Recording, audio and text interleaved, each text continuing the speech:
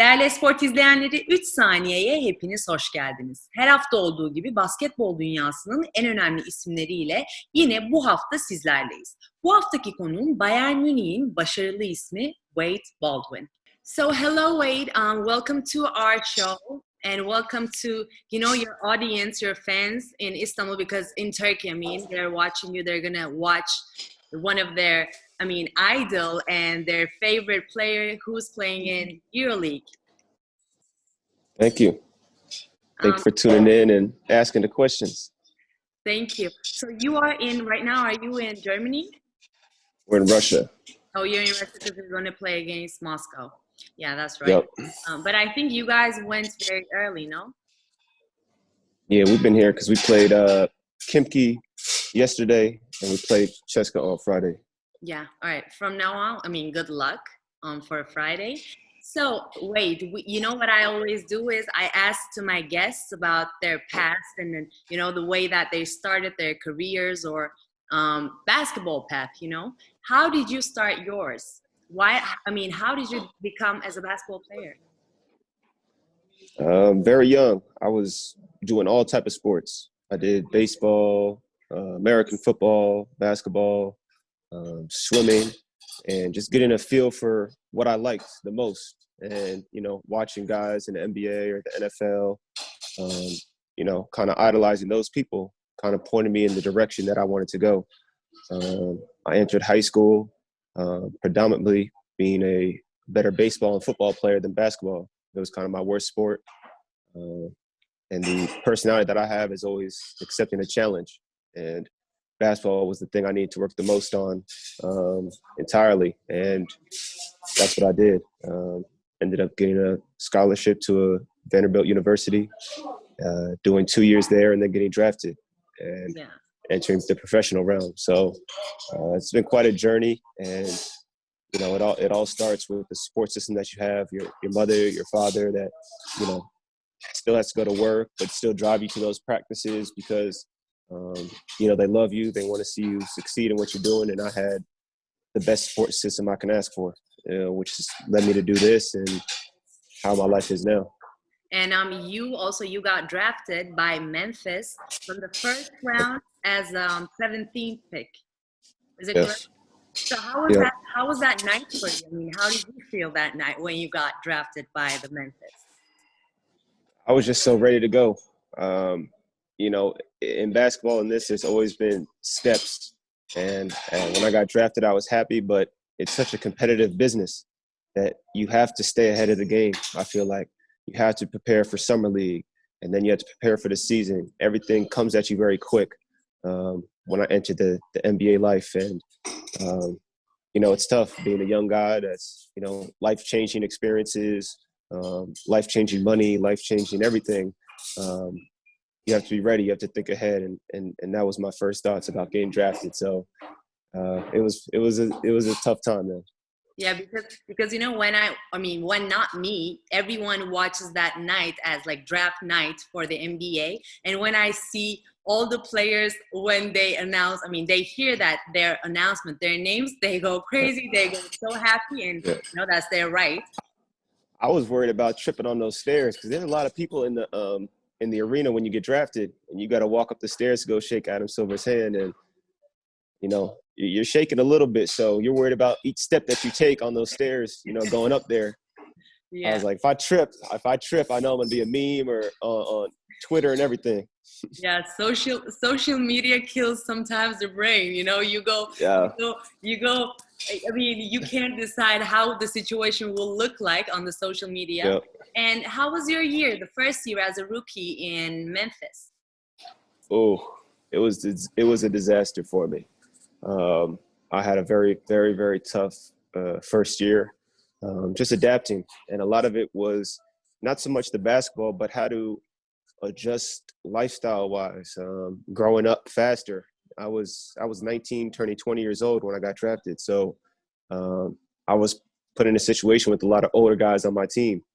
I was used to being in a college dorm room, hanging with, kids my age and, going to school, going to parties. And then my life just turned real. it just turned real. So I was adapting more so with the life-changing stuff outside of basketball than basketball itself, which, you know, a lot of guys struggle through that. And you get more recognition of that with people coming out and talk about their mental health and the rest that go on there, because it is tough, but it's your job and you need to execute. For sure. You describe it in a very good way. And, you know, I think you got amazed also by NBA, by the atmosphere, you know, private jets and I had Vince Carter on my team. What else can a rookie want? Listen, I watched Like Mike with Lil Bow Wow, and he's playing against Vince Carter, and I grew up watching that. I had the AI jersey on. I was playing in my hoop on the back of a door watching Vince Carter do slam dunks, and I'm walking in, and that's my teammate. First year he was 38 years old. So, you know, it's just different. It's a very different environment, and you got to adapt very quick. How is he as a personality? Like, can you tell? The best. Really? The best. He's not only a phenomenal player, but a very genuine, nice guy. You know, you hear his story. He was playing in the NBA Eastern Conference Finals against, I forget what team he was playing against. It might have been the Sixers. And he left to go graduate from North Carolina in the middle of all that because his mother and his priorities were that he still needed to finish college. Right. So that's the type of guy he is. You know, he's going to do all the right things, you know, on and off the court. And, you know, he was a great vet for everybody. And, you know, everybody that plays with Vince always, it's all jokes, it's fun, but he can also be very serious and be very open armed to you. Since you've been talking about Vince Carter, I'm going to ask you a question. And I haven't planned to ask you this, but since we've been talking about him. So do you have a special moment that you can share with us, or like a memory that you shared with him, or like a fun moment? A fun moment, honestly, was just in the training camp when I first got the opportunity to be around everybody after our summer league and just being switched on to him, you know. You know, you're looking up and you're used to seeing the guys that you've played with that are around your age, and you're like, okay, I know you. I played you at this camp, but now I'm looking up, I'm guarding Vince Carter, and it's a totally different energy. So for me, that was my coming to the NBA moment. You know, looking at him, you know, feeling how strong he is, even at that age, you know, and that was it for me. It's different, right? It's a different. You're playing against grown men, and I was 20. I didn't know anything. I was just out there. Come on. That's really cool. But after the Memphis, you went to the D League. I mean, now it's G League. And after you went to Portland from 2017 to 2019, but you got traded to so many teams, Cavaliers, Houston Rockets, and then the last one was Indiana Pacers. Yep. So how, like, what was going on, you know? What was going on when the things were going so fast? Okay, so I got traded to the Cavaliers. They fly me out to Cleveland and meet with the coach, the GM there, and I sit down and nothing really. I couldn't play right away, and they sat me out. It was 3 days. I was in Cleveland. Yeah, I was in Cleveland the entire time in the hotel.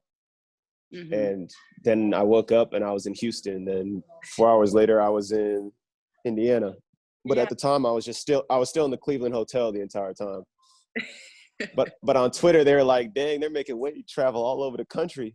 But I was really just in Cleveland the whole time in a hotel until things the dust settled. Yeah, you were just waiting till things to get normalized. Yeah. And then after you went to, I mean, you came to Europe. You went to Olympiacos to play in Greece. So how was that page in your life? That was a different page. That was a very excited for the moment. Again, walking into an environment that I don't know. Completely different, right? Completely different environment. But I'm very happy that it was Greece, and I'm very happy that it was Olympiacos. I didn't have the best experience there on court-wise, but I love the country. I loved where I lived. I loved the situation there. I lived 5 minutes from a beach. Food. Yeah. We had, this is pre-lockdown. It was as good as it can get, you know. So the basketball stuff was what it was. We had some difficulties last season across the board, from change of coaches to you know, players playing well then, and then sometimes they didn't play well. We were a mess last year, and that's all I can really say about that. Yeah, exactly. I mean, Olympiacos was different for you because, you know, you were playing in NBA and then after D-League, but you were still in NBA. So you came to another atmosphere, another environment. And I want to ask you this. So you've been playing with Vince Carter. And when you came to Olympiacos, there was this legend, and there is still this legend, who's called Vasilis Spanoulis. So are there any similarities on the both sides' personalities? Personality-wise, no. Spanoulis is a very direct, good leader, more straight cut to the point type person. He's not going to laugh and giggle with you. And truthfully, how could he last year when the team was how we were last year? There wasn't very many smiles going on. But they're two different type of people. They're two different type of teammates. Spanoulis is, like I said, more of a cutthroat leader, demanding, and this is what made him. This is what worked for him, and this is what has got him to do what he's done. Everybody has a different personality that they're bringing to the table. So Vince and him are night and day, two different people, but they have both accomplished the most that they wanted to accomplish in their career, and that's what's most important. Right, that's true. And so after Olympiacos, you came where you are right now, to Bayern Munich, and you are. I always talk, our basketball industry, we talk, who's a good player or who's shining on the court this season. Everybody is talking about your name. So when I emailed to the club, I'm like, I need Wade Baldwin to have the interview with, because you are seriously, you're shining on the court. You got the MVP of the week. It was the last week of 2020. And against Barcelona, you played amazing, 29 points. What motivated you when you came to Bayern Munich, and what made you to play this good? I think the experience of last season. I didn't show what I can really show, and it was an important year for me because there wasn't a lot of teams calling me, wanting me to be on their team last summer or this summer. Bayern Munich was lucky enough for me. They took me, and I understand that. All these EuroLeague teams had opportunity to say, do we want Wade? Do we want Wade? And they all said no, but one. So my mentality coming into this was, one, I need to establish an edge. I need to get back to my competitive nature. And through the help of the GM that brought me here, the head coach, who I've had great communication with over the summer, came and said, Wade, this is your year. You need to step up this year. You need to do all the right things because it's very important for you and for this team. And they instilled confidence in me more than I already have in myself. And it's led me to bring this edge to this team to get the wins we are now. It's far from done. There's 12 more EuroLeague games. And, we're in 6th right now, but we lose a game, we could be in 9th. And for everyone, we want to keep pushing for everybody. That's how tight it is. So the job isn't finished with me. And I had a blueprint coming into this season that I wanted to reach certain goals and do certain things, and the job isn't finished yet. Definitely. We can see that competitive personality you have. And what about Andrea Trinchieri? This season, I always make episodes for the show with different people, different players, different coaches. And I find myself that I always mention his name because I think he's so different than the other coaches. His attitude and his personality that we can see from the court. I don't know him personally, but from what I see as a coach who's on the court coaching the players, he's so different. How can you describe him? How can you describe Andrea Trinchieri? Me and him are very similar. We kind of play a game within a game. And what I mean by that is there's a team game plan, but there's also a individual, kind of matchup that he kind of likes and I like about him. And he tries to, what I mean by that is I will go at a player and I will do what I need to do individually to stand out. He will do that with each one of the players on our team and have a different relationship with the players on the team. So he may speak to me more directly, or he'll be softer with this guy, but he'll be on this guy a lot. And he's trying to figure out each person's personality and mold to each person. That way it'll help the team organically. So he's done a tremendous job with everybody, not just myself. I think a lot of guys came to this season that not a lot of people knew. And a lot of people on our team, not only myself, have done tremendous things this season. Jalen Reynolds, for example, who was with Maccabi last year, and he's another player that's blown up. Nick Babb, who played in the German league, he was just our MVP of last game.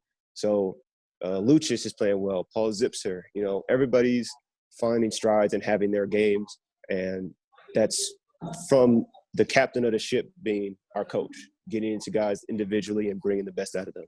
Right, definitely. And how can you also define the chemistry of this big team with the big hearts on the court, what we see? Say it again. How can you define the chemistry of Bayern Munich this season? Tremendous. I mean, we hang out. We're here in Russia this entire week, and we're together all the time. And even with this COVID stuff going on, we have no choice but to hang out with each other and spend a lot of time. So this is a very close team. This is a funny team. It's nothing but laughs and jokes, and Really? it's nothing but laughs and jokes. But when it's time to play on that court, everybody gets into that. It's time to go, and that's what's beautiful about it. And it's make this this time that is so hard to be positive sometimes, because it's so isolated. With just going to the gym and coming back home, and it's different. And I think we're doing the best job possible internally that we can, given our circumstances. So you're a fun team. And we're a funny team, yes. Funny team. So as a funny team, I want to ask you also this, that which game was the most fun or the funnest game that you guys had, that you guys were like, oh, that game was fun, during the season? Fenerbahçe was, we came to Istanbul, and Fenerbahçe took their fist and punched us right in the mouth in the beginning of the game. And we were down, I think, 20 points in the first or second quarter. And to come back from that lead, from that deficit, and come back and win, you have two different approaches with teams, right? You could be the team that kind of just gives up and quits, and guys start pointing fingers, or you can be the team that, smiles through it and, fights through any adversity. And we showed that very early on in the season. That has led to a positive relationship moving forward from that. Unfortunately, it had to be the Turkey, Istanbul thing, right. But you did ask the question, so I'm going to answer it truthfully. Yeah, of course. No, when I announced you on the social media, so many Fenerbahçe fans wrote about you to me, and they're like, Deniz, ask him if he's thinking to play for Fenerbahçe for the next season. But I'll ask those questions afterwards. And so, wait, we have this game.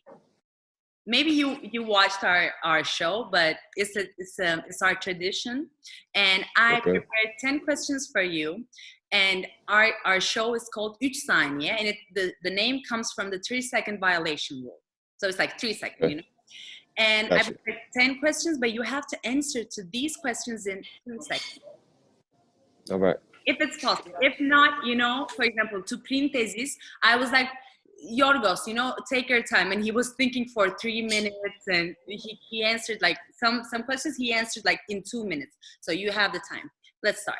Okay. The first question. By which NBA team was Allen Iverson selected first overall 1996? Shoot. Hornets? Don't think too much. Oh, that was Kobe. No, but Sixers. Sorry, exactly. Sixers. Exactly. I'm sorry. I got him and Kobe mixed up. But that's a tricky. They're so easy, but your mind is making them hard. So make you think. All right, let me count it as correct. Second one. How many seasons did LeBron James play for Miami Heat? 4. 4. 4? 4. Okay, correct. The third question. In which league Brose Bamberg play for other than the German Basketball League? EuroLeague. Brose Bamberg. Bamberg wasn't EuroLeague team? Right now? Oh, right now? Right now, yeah. Oh, I just said, what were they? Are they in Euro Cup? No. The FIBA. FIBA. Oh, I'm sorry. Everyone is taking it. That's why I picked this question. Everyone is like, Bamberg is playing Euro Cup or FIBA? You know, they're like mistaking it. It's fine. FIBA Basketball Champions League, they play for. It's a fresh new information for you too. The fourth question. In which NBA team did Marko Guduric, right now he's playing for Fenerbahçe, play for right after he played in Fenerbahçe? So he played in Fenerbahçe, he went to this team, and then he came back to Fenerbahçe from that team.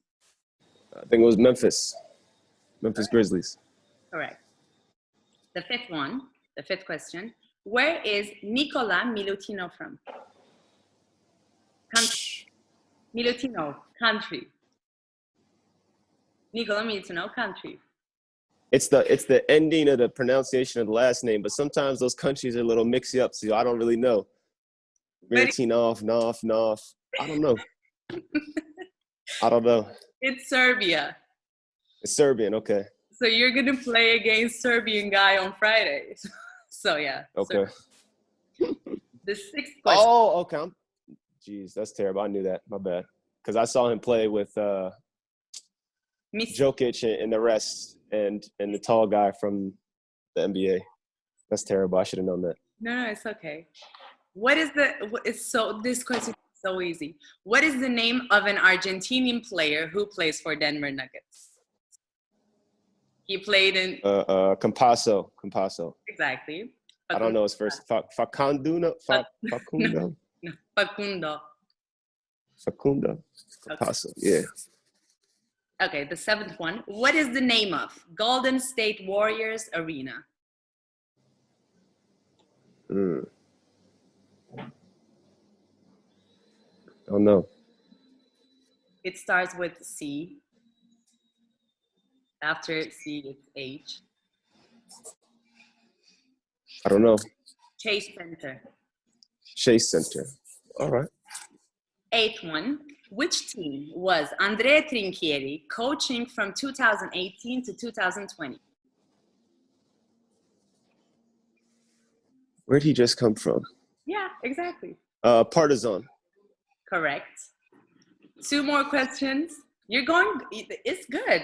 Only three long answers, but okay. With which team did James Gist sign in Turkey on 2011? It's so hard, but it's not that hard. In Turkey, James Gist signed. James played for too many damn teams. Yeah, but he signed with this team. I don't know. He played for too many teams. Just guess. We were just talking about that team. Fenerbahçe. Okay, yes. He played for Fenerbahçe. He signed with Fenerbahçe. He signed with them. Yeah, he signed with them, but there were these problems. You can ask him and he'll tell you. And James and problems, eh? Yeah. So the last one. Where is Daishon Pierre from? Country. Tricky Daishon Pierre. Yeah. Pierre, I'm thinking either America or France. No. Not Europe. No. Go back. Go back to that continent. America? Yeah. It's a big continent. Okay.